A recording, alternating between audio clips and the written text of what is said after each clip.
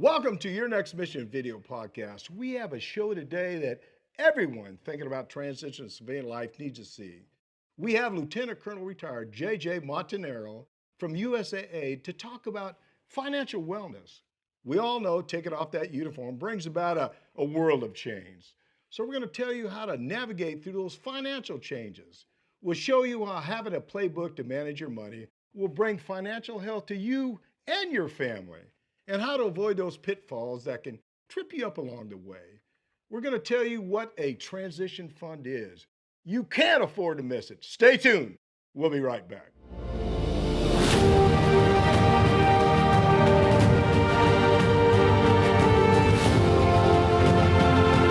Welcome to Your Next Mission podcast with the 12th Sergeant Major of the Army and co-founder of the American Freedom Foundation, Jack L. Tilley.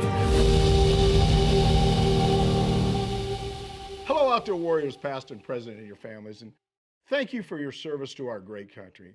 Now, before we get started, I personally want to thank our presenting sponsors, Cavalry Agency, Navy Federal Credit Union, Purdue University Global, and Veterans United Home Loans for making Your Next Mission happen. They love our veterans and families. I'm going to say this every week. We love them too. We have an incredible show for you today, focused on financial wellness, and I'm so excited, I'm motivated to introduce Lieutenant Colonel retired J.J. Montanaro, U.S. Army Reserves and Relationship Director for Military Advocacy Group at USAA. Welcome to the show. Sergeant Major, great to be with you. Thanks for all you've done and continue to do. And I'm happy and excited to be with you. I hope I can have the same energy that you're bringing to the table today. Oh, I'm pumped up already. I'm just motivated. hey, sir, the audience is real excited about, hearing all about financial wellness and all the stuff we're going to talk about in a few minutes. But before we do that, could you tell the audience just a little bit about yourself? Sure. I'm originally from Kansas City. It's a good time to be from Kansas City. Absolutely. Go Chiefs. I'm actually from a military family. My dad was a naval aviator. So for those that can really turn back the clock, he picked up Gordon Cooper on one of the Mercury missions in the capsules, flying helicopters. I like to say I found the light. Went to West Point, spent 20 years, as you said, in the on active duty in the reserves in the Army. And then when I got off of active duty, I got into financial planning. And after about 10 years of doing that, I was lucky enough or stumbled into a great job here at USAA where I worked with members. And for the last few years, have, as you said, been on the military advocacy team here at USAA. Yeah. I got to tell you this, don't take it the wrong way, but I always say anybody that, I had 36 years in the service. Anybody that has 20, I always say, well, you did quit a little bit early, but that's okay. You still served. I appreciate it. Hey, sir. It happens. When you say military advocacy, what exactly does that mean? You tell the audience what that Sure. means. USA, we have really three pillars that we focus on. One, supporting military families. Two, meaningful careers for veterans and military spouses. And then the third one is kind of my lane, which is financial readiness. Yeah. So it can be about USA and things USA does, but really it's more about supporting organizations and events they're working in those areas. I was just this morning working with a couple of military spouses that set up what's called a Pillar Digital Employment Retreat for military spouses. Yeah. And so our life company is sponsoring them. And so we're putting together some content to help their audience. So advocacy comes in a lot of different forms, but it's all focused on those three pillars. Yeah. I got to be honest with you. In my military career, and it was a sort of a long one, my wife took care of all the finances. She really managed all the money because I was always gone and always deployed. Do you find that as a norm when you talk to most veterans? Yeah, that's a great point, Sergeant Major, because I point this out when I'm talking to audiences. I think military, because I've worked with military families and those outside of the military, and one of the things about military families is there's kind of a balance of power, if you will. Because in the civilian world, we can get into our ruts and into our routines, and we can do certain things and let our spouse do other things. But in the military, just the life itself and deployments and PCSs and all the things that come with it, oftentimes put us in roles where maybe we're not comfortable in, or have us take on roles like your wife that maybe we wouldn't have done normally or wouldn't have stepped up to if it wasn't because we're living that military life. Yeah, I don't want to get too deep in this, but I was really funny. I I deployed all the time. I was always gone. I really had two separate checking accounts all the time. So I never touched my wife's money, and she was nice enough to give me a little bit, so I could have a little bit of money. But I found it just a lot easier for her to manage the money, and when I was deployed, I didn't have a problem when I deployed. But when I retired, I thought, well, I'll just all put it back together. But I never did. I left it separate, so she just had her own funds and stuff. And I was talking. One of my sons were telling me one day. He says, "Mom, where do you get the money?" She says, "I don't know. It just appears in my account every month." So she's got it down pat right now. Hey. Well, she obviously did it right. So that's good. Well, she saved when I was in Germany and I was deployed, and it was always a struggle until I probably made sergeant first class or first sergeant. But I think when I was deployed down in Bosnia, she saved $20,000, I think, in a year, which I thought was incredible. So, what do you see as the relationship between personal finance and transitioning? I think I would actually use, and I love the title, Your Next Mission. I love the title of the show, but I would use that analogy and just say, hey, every mission starts with a plan. And going back to my days in the military, hey, there was paragraph 4, right? Support, service support. And so money, I think, is really part of that support package, if you will. And like logistics on the whole, hey, it's not necessarily top of mind until things start going wrong, and that's when all of a sudden it becomes everybody's priority. So I think with money, kind of the same thing. Hey, if you're deliberate about it, build it into your plan, make sure you're dotting your I's. It can be something that's not a showstopper. On the other hand, if you ignore it, it has the real potential to derail that transition. Yeah, I always when I was still in active duty, one of the things that I did get it in. I got it in at the time it was PLDC. Now it's WLC as far as our education process, but I put it into our educational system within the military, at financial education. I always thought that when a service member comes into for me, it's the Army, it doesn't matter what branch it is, they should have some kind of financial education class all the way through their military career to better prepare them to get out of the service. That's one thing. And the other one I thought was really important was benefits and entitlements, what their benefits and entitlements were. So we educate them all the way through. So when they do that process out of the service, there wasn't a really big problem. I don't know what you think about that, but Yeah, no, I think you were kind of ahead of your time, and I think in recent years, I mean, it's been mandated and legislated that the military is going to do that, and so I think there are some fantastic resources available now, and there's the touch point training, so there's clearly an emphasis on financial readiness, and that tie of financial readiness to readiness on the whole is well understood, and so there's a lot more emphasis there. But again, is it at the top of the list for those service members that are out there living the life? Maybe not, but again, any chance we can get to push it up a little bit, or at least bring it into the zone of consideration, is a positive opportunity. yeah, one of the things I've always thought about that too is we probably ought to do a better job in educating our military spouses about financial education. Because if they get the interest, and they do have the interest already, but if you educate them, then that'll sort of flow. Because as a active duty service member, you're always deployed, always doing stuff, and you're not really, you care, but you don't care. You know what I mean?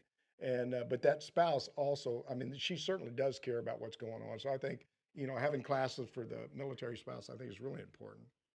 Yeah, it's definitely what I would call a team game when it comes to money, and again, the roles and responsibilities and who's managing a day to day basis can change, but if you don't involve both spouses, then you're gonna to fall short. Yeah, yeah. Today our focus is sharing, as much information now with our audience as possible. When it comes to financial wellness, do you think there should be a playbook of some kind for people to manage their money? We have playbooks for everything else. If we're going to go to war, we have a playbook. So why don't we have one for financial wellness, or do we have Well, I mean, I think checklists and playbooks, right? If we had those two things, we're good to go. one? But I think it really, depending on where you're at in life, there are going to be different things that are priority and different plays, if you will, that are going to be important. At USAA, one of the things we have is what we call our core advice. So 6 principles that we think, if is this going to make you perfect? No, but if you pay attention to them, whether it's spend less than you earn, or save for emergencies, or save now for retirement, if you follow through with these 6 principles, you're at least going to be in pretty good shape. So is that a playbook? Not necessarily, but it's trying to make people aware of, and focus on and be cognizant of things that are important principles to being financially ready and financially well, if you will. Yeah, you know, and if you think about it today, you probably do you have some kind of app that you do that to? Is there an app that goes along with it? Oh yeah, I mean that's one of the things. If I go back to my early days in financial planning compared to where we are today, whether you're looking at an app to track your spending or manage your investments or buy your investments or transfer money from one account to another. I mean, the technology is there to really facilitate and make it easier to do that stuff, but it's still grunt work. I mean, it still takes you have to manage the emotions. You have to be able to differentiate from wants or needs or things like that. So there's still the human element into it, whether we have a playbook or know what we should be doing. There's still there's still a little bit left to chance and a really an imperative to be deliberate. Yeah. One of the other things I always thought was important, I always live within my means, you know, with the credit cards and all the stuff you have now. You have people that, you know, quite frankly, don't think about it when they're swiping that card. But me and my wife, you know, if we had this much money, that's what we lived on. In fact, I remember saving, waiting to get waiting to get my taxes and getting the money back from taxes so I could buy tires. I always thought that was important. I think now people just overspend just a little bit too much anyway. Well, I was talking about those six principles. One of them is spend less than you earn, and so it's funny because I feel the same way you do. And my kids, so they've been the children of a financial planner for at least the last 25 Yeah. years or so. And there's not much they understand about personal finance or that they led on to understanding. But the one thing they all can tell you is, hey, spend less than you earn and save some to boot. So that's kind of the mantra that's been in my house, and I think it's a great one for all of us. Yeah, I used to. This is sort of a funny story. So I've had two granddaughters, and now I got three and a half great grandbabies. But I remember bringing my granddaughters out, and they say, "Grandpa, you know, we want to get, we need some money to buy whatever." And I said, "So, okay, well, I'll give you a couple odd jobs around the house to do stuff." And so the older daughter, I can't remember what I got to do, but the younger daughter, I said, "Baby, you're just gonna have to pull the weeds." She says, "Grandpa, with these hands, I can't." I thought that was so crazy. She didn't realize she had to pull weeds with hands. So I do it. Hey, sir, I'm having a great discussion. I hope you are. Hold that thought. I'm going to be right back here. We're talking with Lieutenant Colonel retired J.J. Montanaro, Relationship Director, Military Advocacy Group. Got to get that out of my mouth here for USAA. And you're watching Your Next Mission video podcast with me, your host, Jack L. Tilley, 12th Sergeant Major Army. And don't forget, if you're enjoying this discussion, and I know that you are because when you talk about financial wellness, it helps all of us. It's about the future of your life and making sure your family's taken care of. Please like us. Click on that subscribe button. Also, click on the bell next to the subscribe button to receive notifications to all the upcoming video podcasts that we're going to release. Sir, during this segment, I want to focus on some of the pitfalls and obstacles that transitioning service members and their families face when they take off their uniform. What are some of the things that they should be aware of? Yeah, I think if you start with maybe perhaps some of the things you take for granted, that's where you're going to find some of those pitfalls. And the thing that immediately comes to my mind is just the idea that uh, the allowances that we have while we're serving in the military. USAA, for example, great company, but they're not providing me a housing allowance, and and whatever they do provide me is taxable. So all of a sudden, when you look at a lot of folks out there who are serving, they're receiving a housing allowance. It's a tax-free housing allowance, and depending on where they live or where they're stationed, it could represent 20, 30, 40% of their income. And so I guess that what I'm saying at a high level is that the cash flow, that the budget is going to look different when you make that transition from military life to civilian life. And a lot of it is going to be things again that we didn't necessarily have to think about or calculate, but all of a sudden are going to go away when we make the move to civilian life. Yeah, one of the things that I did when I retired, I think I saved up 90 plus days of leave, and so I processed that. Went on leave for about 35 or 40 days. Then I started working and doing some stuff, so I was really receiving two checks, from employer and then plus from the government. And so when that transition come, as far as cutting my pay down a little bit, it wasn't quite as painful. I don't know if you did anything like that or not, but it certainly helped me. I think there's a lot of very smart soldiers out there today. I think not just soldiers, but service members that really think about those things. I think they probably do it the same way. Yeah, that's a great point, and that's a great situation. And one of the things I always chuckle when we provide this advice. So USAA, I was telling you about our core advice, and but we also have points of view on a variety of different things. And one of them is that as you transition from the military, you ought to have a transition fund of 8 to 12 months worth of Yeah. expenses. And so that's great. And I don't know how many times I've sat in front of an audience and asked them, how much longer do you have until you leave? And I'd say like less than 30 days, and hands will go up, and then I'll drop that really wisdom on them and say, well, hey, you ought to have 8 months worth of expenses set aside. And they're like, well, thanks for that great information, JJ. That's really powerful. It's going to help me with 30 days left. But I think, but I think it almost goes back to, this ought to be a process that starts when you put the uniform on, as opposed to something you start thinking about as you're getting ready to take it off. Yeah. One of the other things, though, I think is important is I hope I get the number right. When I was on active duty, we were spending $1 billion a year on unemployment, not just for the Army. I think it was $500 million for the Army. And the problem was that just what you just talked about is people would, wait the 30 days to really start processing out or thinking about getting out of the service.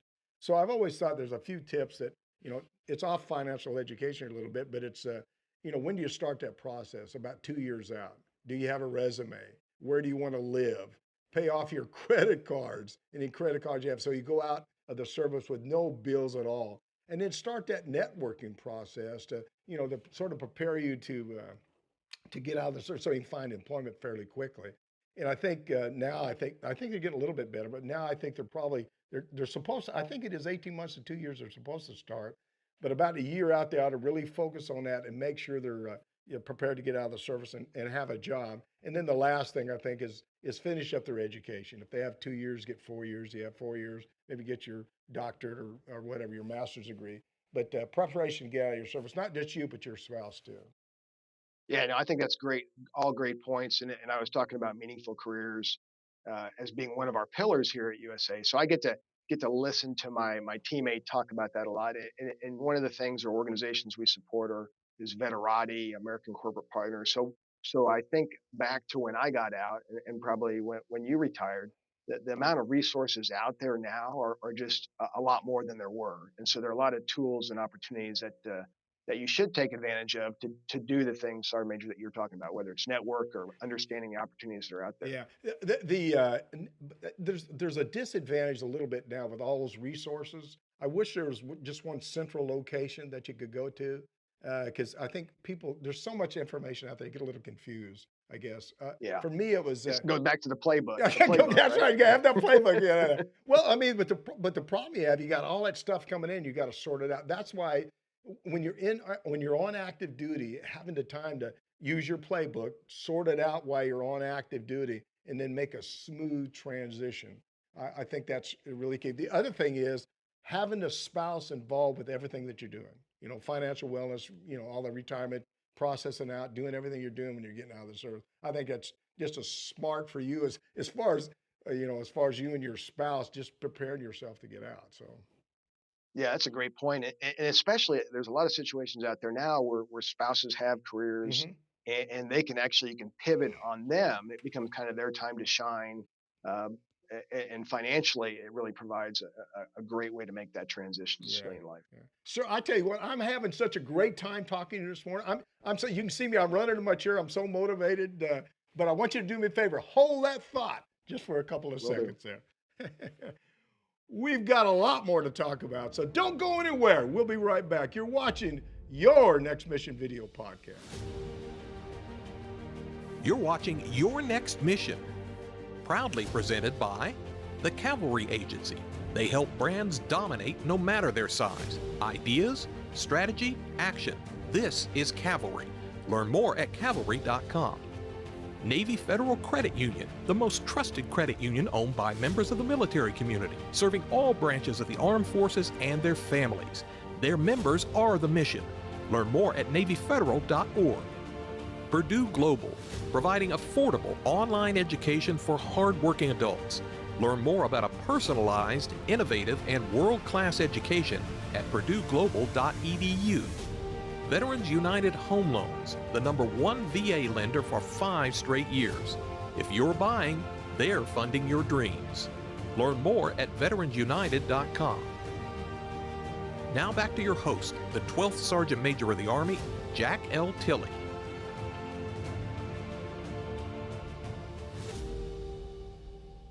Welcome back. We're blessed to be here today with Lieutenant Colonel Retired J.J. Montanaro, Relationship Director of Military Advocacy Group at USAA. And I want all of our viewers to reach out to directly. Tell me about your transition. Tell me what topics you'd like us to cover. I always tell people this is not my show, this is our show. We want to try to help all our veterans and families, transition from the military.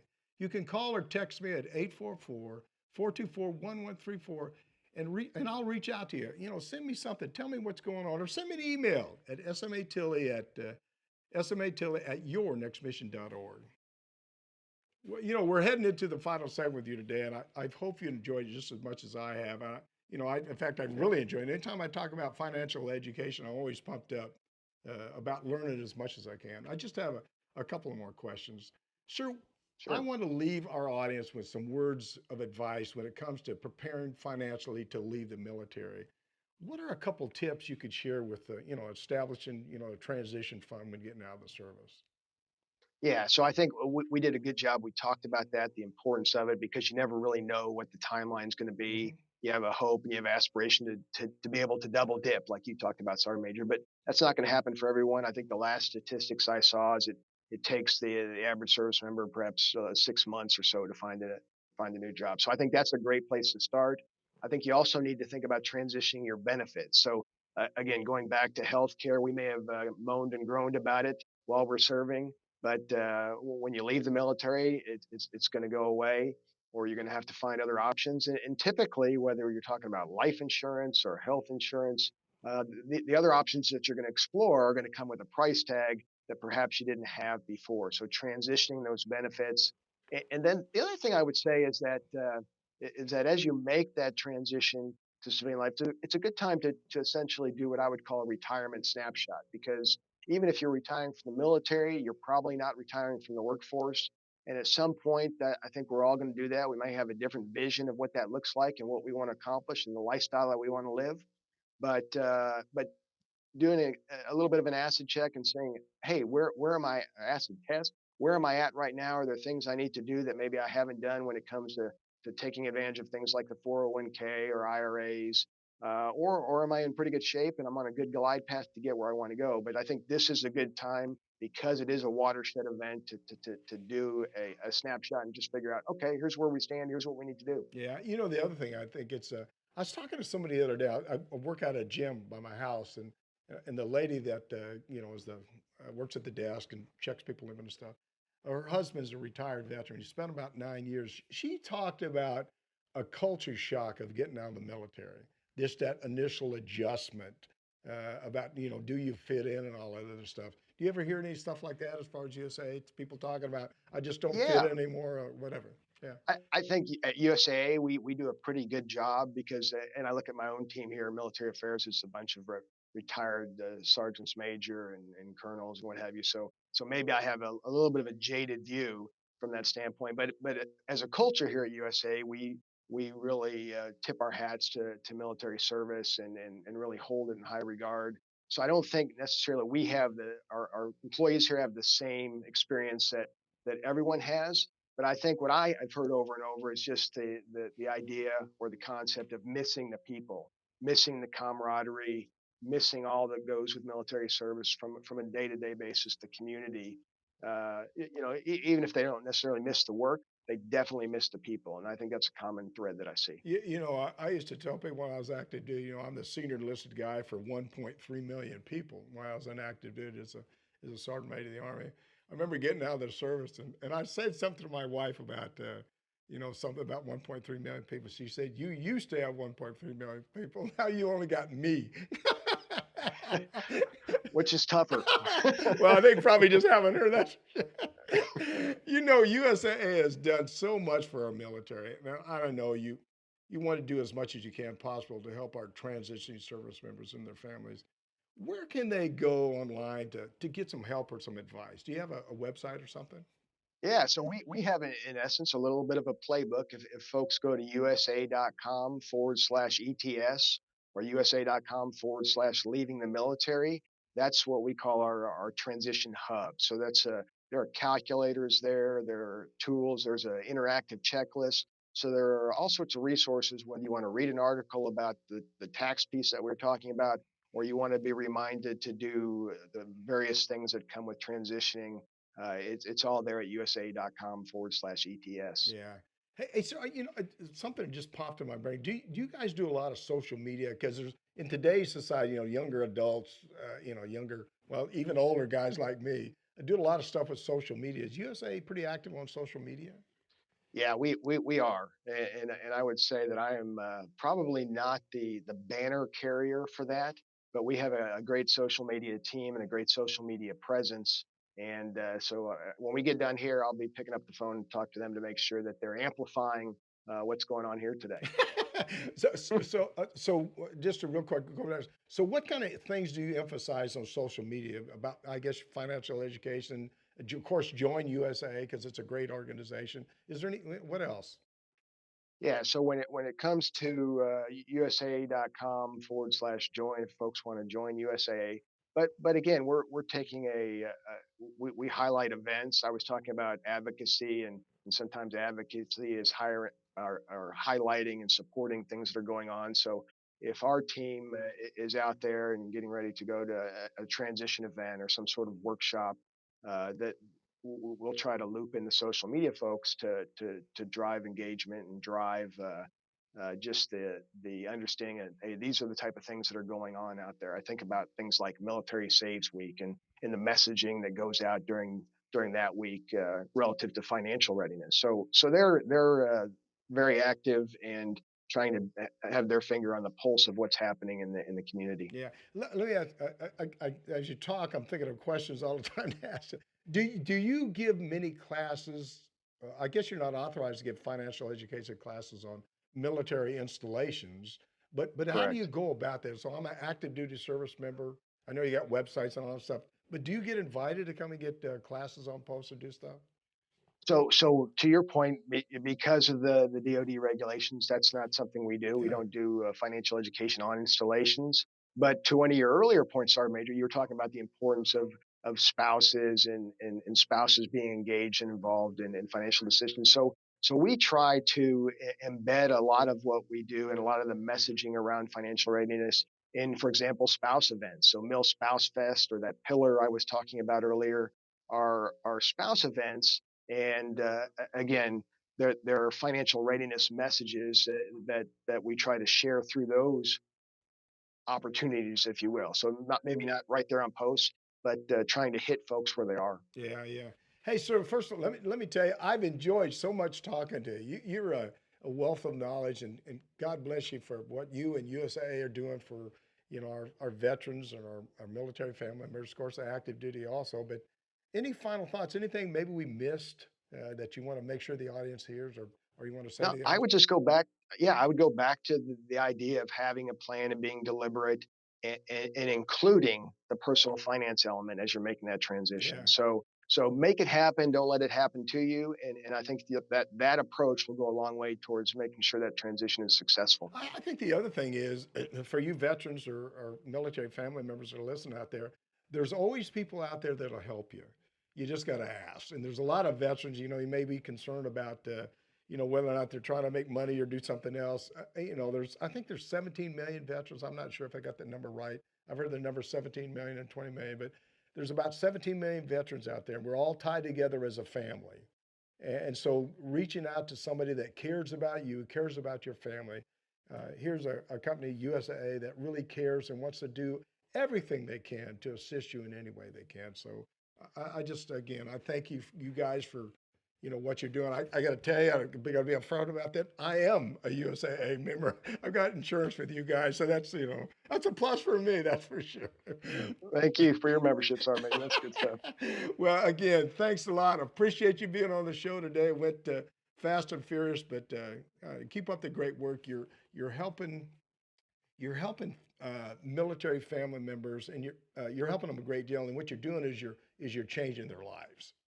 When you talk about financial education, again, going back to an old guy like me, if I wouldn't have had some people on the way that says, hey, look, you need to do this, you need to do this, you need to do this, I'm not sure where I'd be today. So you guys are changing lives and making it better for a lot of people to enjoy that American dream. And that's own a home. Thanks for those. And Thank live. you. So God bless you for keep up the good work. Thanks, Sergeant Major. Appreciate it. Thanks to Lieutenant Colonel Retired J.J. Montanaro for being with us today. I mean, it was just a great discussion about an organization that cares about all of us. I can't say it enough. We're all part of a family, and we all want to help each other. I'm Jack L. Tilley, 12th Sergeant Major of the Army, and you've been watching Your Next Mission video podcast. And thank you for watching today. Please visit our website at yournextmission.org and leave me a review. I hope it's a good review. But if it's a bad one, well, what the heck. I guess I can take that too. We can also visit our partners there who can provide you with so many services that will assist you in your transition from the military, because it's not easy. It's like I said, it's a culture shock, and you need assistance. Also, please visit our corporate partners and see all the jobs that are available. Please know we want to assist you any way we can. I always love to say that twice. Please know we want to assist you. We care about you. We love you. We want to assist you any way we can. Please follow me on all my personal social media pages. Never thought I'd ever say that. Facebook, Twitter, Instagram, YouTube, LinkedIn, and Rumble. And if you've enjoyed this discussion, and I know that you have, Lieutenant Colonel Retired Montanaro, please like us. Click on that subscribe button below. And also, don't forget, click on the bell next to the subscribe button to receive all those notifications. Don't forget, we want to hear from you. Please leave me a message or send me a text at 844-424-1134 or send me an email at smatilley@yournextmission.org. You'd be surprised. I'll contact you back. Thanks again to Lieutenant Colonel Retired Montanaro for joining us today. It was just great having him on the show. At this part of the show, I'm supposed to give you some final thoughts, and I'm going to give you some today. One is organizations like USAA care. They want to make your transition out of the military that much easier. But if you don't have some financial wellness, you don't have a playbook, you don't have something to prepare you to get out, you're going to struggle a little bit. Make sure you start that process. Make sure you think about that financial education. And the other good advice I'm going to give you today, make sure your spouse is involved in all that process. It's about the team. And that's what USAA is. It's about the team and helping you win that fight. You served our country, now we're going to serve you. Again, thanks for watching. Thanks to Cloudcast Media, New Mind Studios, and of course, our 4 presenting sponsors, Cavalry Agency, Navy Federal Credit Union, Purdue University Global, and Veterans United Home Loans. We appreciate all you do for our military. And as always, see you on the high ground. Hooah! You've been listening to Your Next Mission, brought to you by the American Freedom Foundation. Learn more by visiting yournextmission.org.